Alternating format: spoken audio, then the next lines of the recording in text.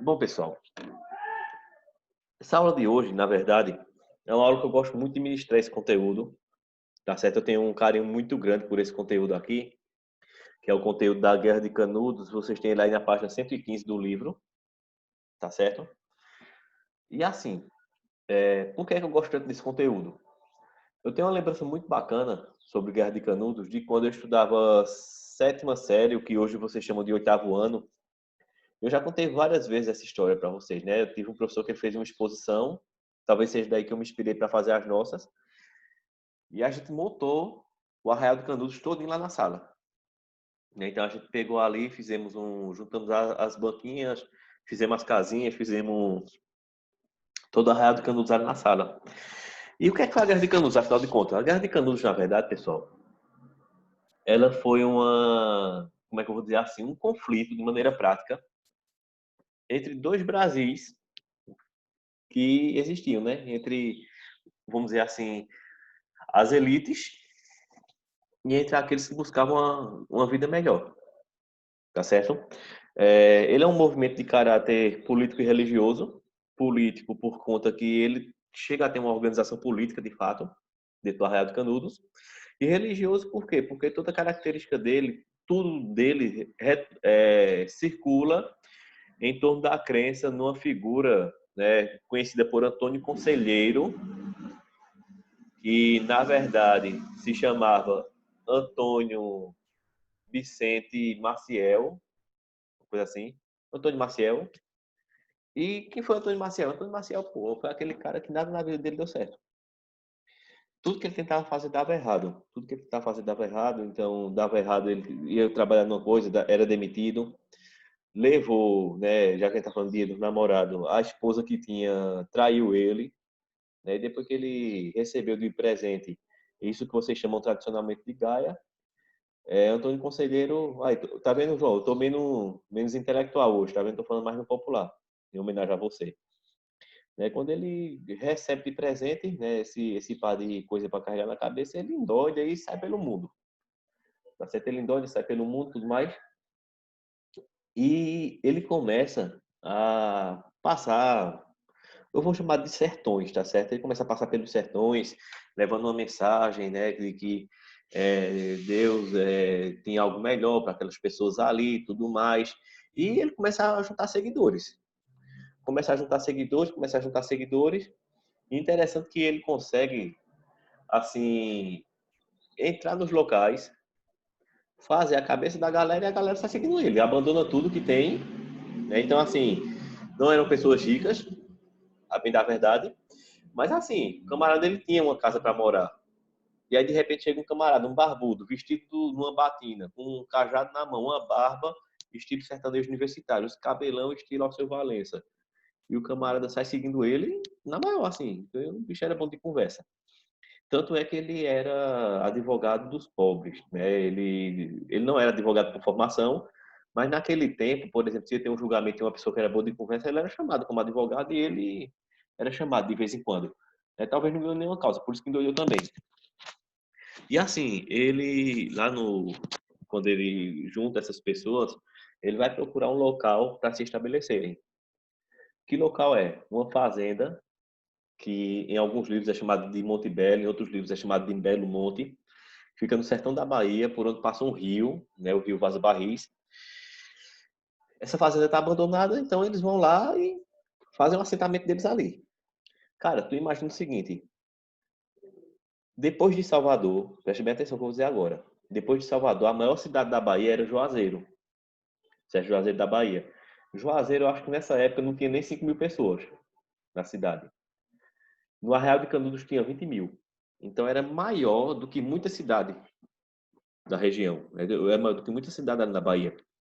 E assim, cara, era uma comunidade super organizada, tá certo? Eles tinham escola, eles tinham, eles não tinham economia de comércio, eles tinham a economia era de subsistência e era caracterizada pelo modelo de partilha. Então tudo pertencia a todo mundo, tudo era de todo mundo, tá certo? Não tinha esse negócio, eu plantei esse feijão aqui, ele é meu. Oi? Comunismo. Quase isso. Quase isso, a gente pode dizer que era quase isso, Felipe. Na verdade, a ideia de Antônio Conselheiro era uma ideia mais de cristianismo primitivo, né? Se vocês tiverem a oportunidade de ler o livro de Atos, né? O livro de Atos ele é o quinto livro do Novo Testamento, fica após os Evangelhos, e tem uma parte do livro de Atos que diz assim, que nas primeiras comunidades cristãs, tudo pertencia a todos, então o que cada um tinha chegava, entregava aos apóstolos para que eles entregassem para quem tinha mais necessidade. Então, assim, lá em Canudos também era dessa forma, cara. Era uma dinâmica bem legal, né? Devido a isso aí, por conta que as pessoas tudo era comum, tudo era de produção comum, na verdade. Só que eles tinham relações externas, tá entendendo? Para vocês terem ideia, eles chegaram a exportar couro de cabra para os Estados Unidos, entendeu? Então não era aquele negócio, não, é uma comunidade. O nome que se dá em história, pessoal, é comunidade evangélica, tá certo? Não desse tipo de comunidade, não é evangélico de igreja protestante, não. É evangélica porque eles tentam estabelecer em uma sociedade com princípios baseados nos evangelhos da Bíblia. E, assim, eles tinham educação, como eu falei para vocês, a educação era altamente cristianizada. Então, eles eram contra a educação laica, na verdade. Vamos tentar lembrar só o seguinte aqui para vocês, tá certo? Eu vou tentar contextualizar para vocês entenderem. O finalzinho do século XIX é quando isso acontece, tá certo? Lá pelo ano de 1896. O Brasil tem sido proclamada a República no Brasil 7 anos antes. 1889 é a data da proclamação da República no Brasil.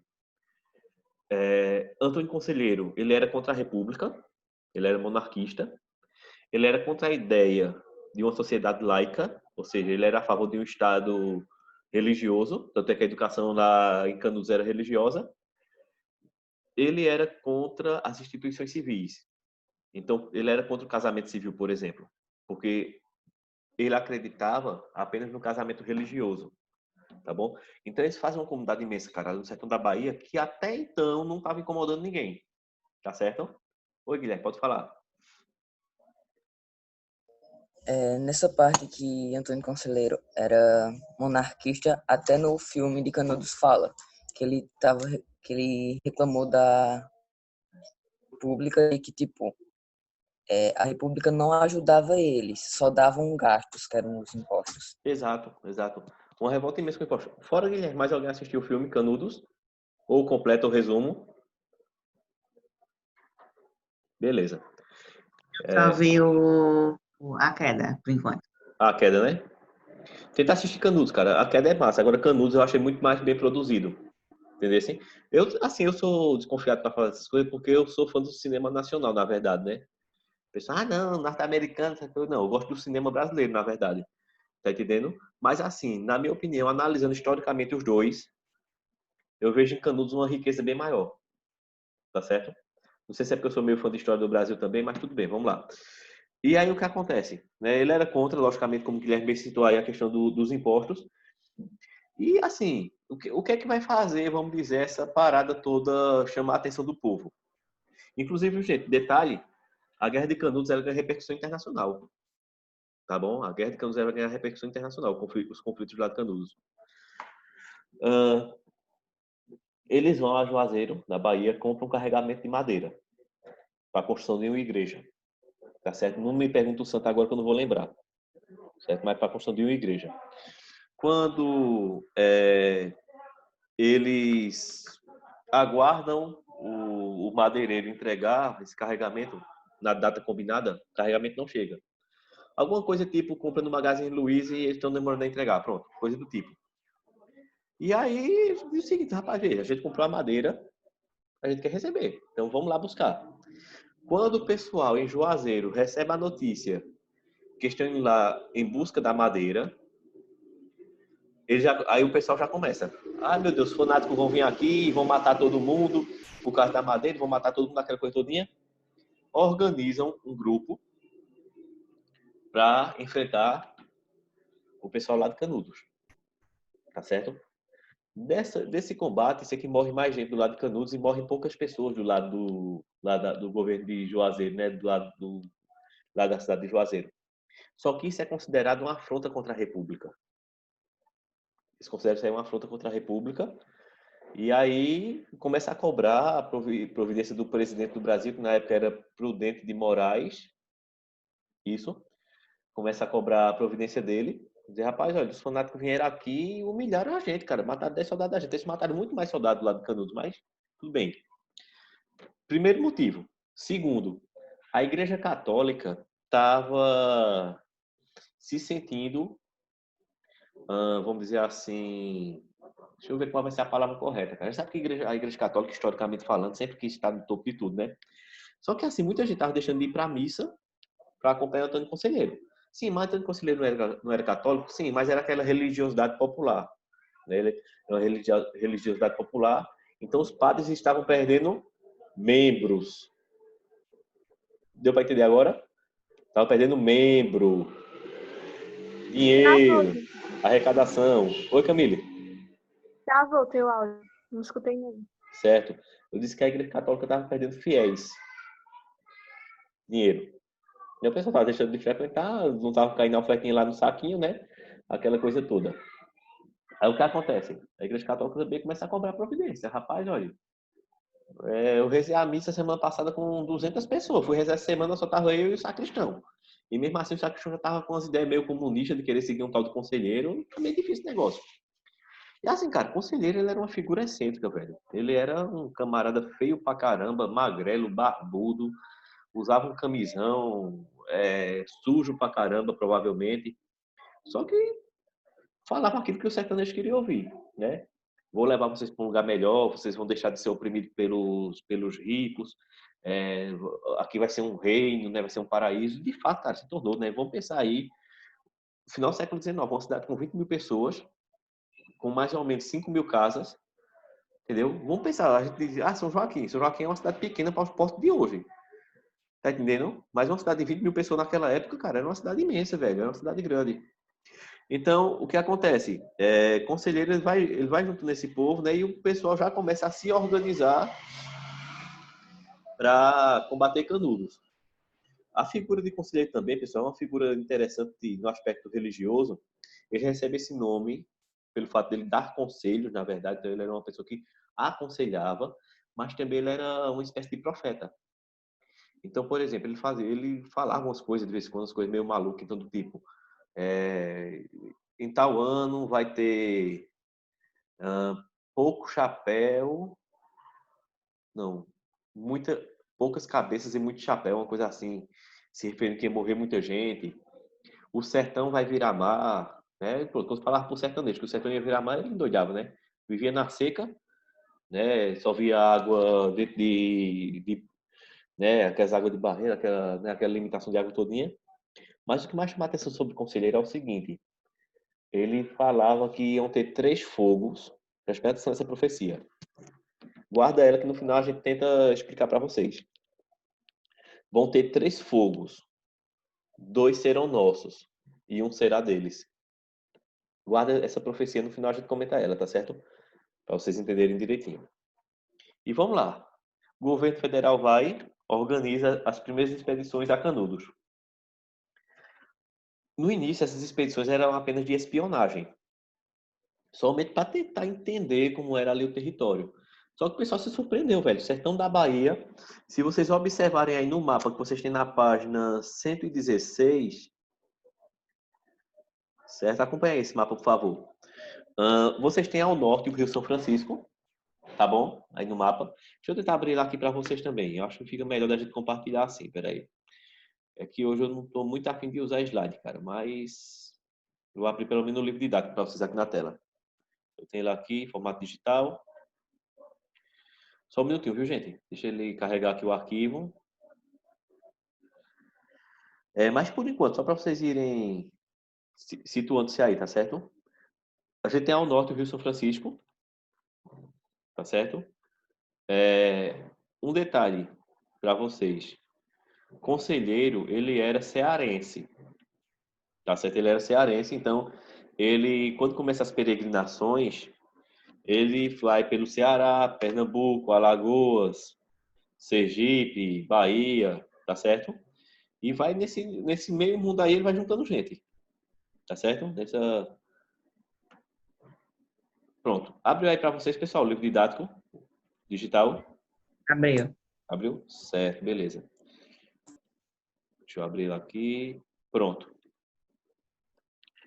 Vou tentar dar uma manipulada aqui nessa tela, só para a gente poder enxergar melhor. Pronto. A gente tá aqui, ó, sertão da Bahia. Certo? Eu vou ampliar aqui. Ó, Rio São Francisco ao norte. E bem distante, o Rio Jacaré e o Rio Itapicuru. Que eu falei até para vocês, né, semana passada, que eu já tomei banho nesse rio aqui. Minha família ela mora numa cidade, mais ou menos nessa localização aqui. Né? O rio passa bem por dentro da cidade. Enfim, vamos lá. Observa que a primeira coisa que vai agradar, que vai fazer com que o local escolhido seja esse. O pessoal aí onde vocês moram também fica gritando de frente à casa, pô. Passa um rio aqui, ó. O rio Vaza Barris. Esse rio ele passava bem dentro do Arraial do Canudos. Tá certo? Então, assim, local perfeito para a escolha. A cidade de Juazeiro, ela fica aqui, ó, à distância. Então, daqui o pessoal saiu para ir em busca da madeira. Tá certo? Em poucas palavras, né, o pessoal lá, os comerciantes de Juazeiro venderam a madeira e não queriam entregar. O pessoal queria receber, logicamente, né? Se pagou, quer receber. O único produto que você paga e não quer receber é a escola, né? Porque se, por exemplo, eu disser que semana que vem eu não vou dar aula, vocês comemoram, né? Ao invés de dizer, eita, rapaz, a gente tá pagando, ele não quer dar aula, danado, né? Mas, enfim, vamos retornando aqui. Então, tá lá armado o conflito, tá lá armado todo o cenário, tá certo? O desentendimento completo ali, tá bom? E vamos lá. Começa as expedições de espionagem, a região ali de Canudos. Deixa eu só pausar aqui o microfone um minutinho.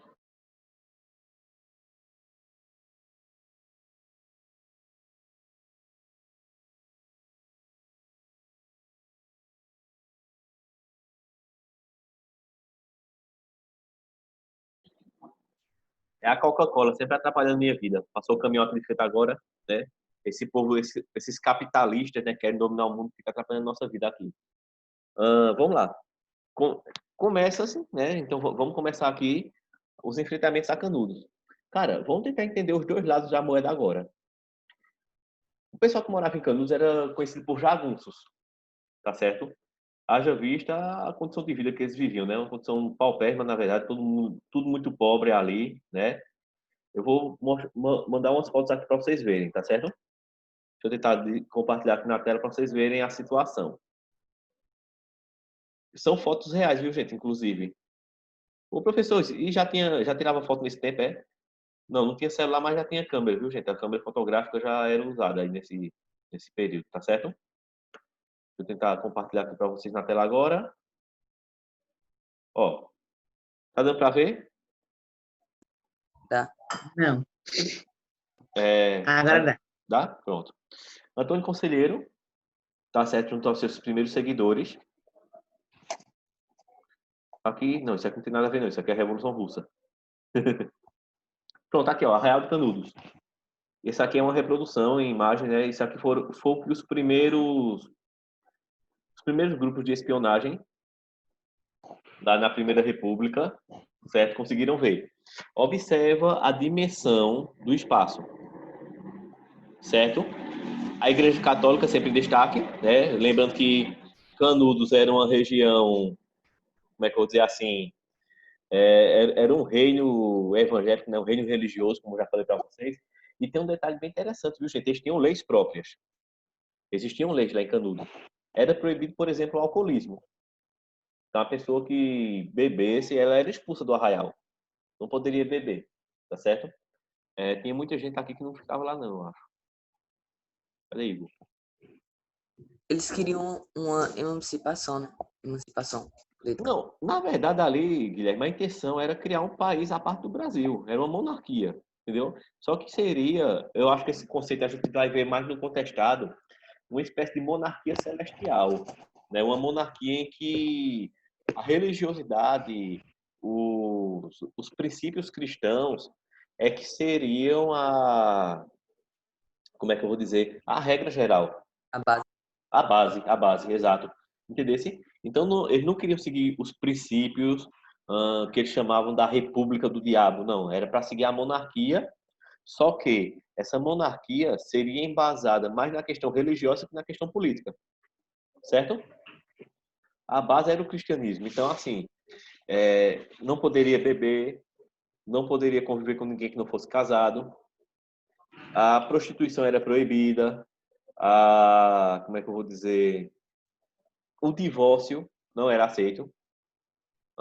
Outras coisas aqui também, deixa eu pensar. Assim, uma série de regras morais, as regras morais que vocês puderem imaginar, quase sempre seriam aplicadas ali à região de Canudos. E todo mundo tinha que seguir os princípios religiosos do conselheiro. Você deve lembrar lá no filme que eles rezavam terço, né? Todo mundo se reunia, tipo, Canudos, a ponto de receber já o ataque. E o pessoal rezando, quando o Canudos começa a ser incendiada, o pessoal vai rezando e entra na casa para morrer queimado, para não se entregar às forças da República, né? Então, assim, cara, foi uma comunidade, foi um evento, vamos assim dizer, na minha opinião, um dos eventos mais importantes de se estudar na história do Brasil, cara. Porque teve não só o lado político, teve o lado religioso também. Mas, embora nós possamos analisar da seguinte maneira, que era o resultado, mais uma vez, como eu digo para vocês, da desigualdade, era o retrato da desigualdade social aqui no Brasil. Nós tínhamos um Brasil das elites contra o Brasil da pobreza. E essa pobreza querendo, não querendo superar as elites, mas querendo ter o mínimo garantido para si. Tanto é que eles formaram uma comunidade e disseram, não, a gente vai ficar todo mundo aqui. E aqui vão ser as regras da gente. Só que o governo geral não iria aceitar isso aí. Tá certo? Se vocês observarem aqui no detalhe dessa imagem, vou tentar ampliar aqui um pouquinho. Ó, aqui ó, tem uma imagem de um canhão, que é justamente onde estava o acampamento do Exército, em frente à região de Canudos. Tá certo? Ô, pessoal, o aplicativo está me dando 10 minutos aqui. Eu vou pausar e tento retomar daqui a pouco. Tá certo? Acho que fica melhor. A gente avança um pouquinho, é melhor, né? Mais uns 5 minutos, né?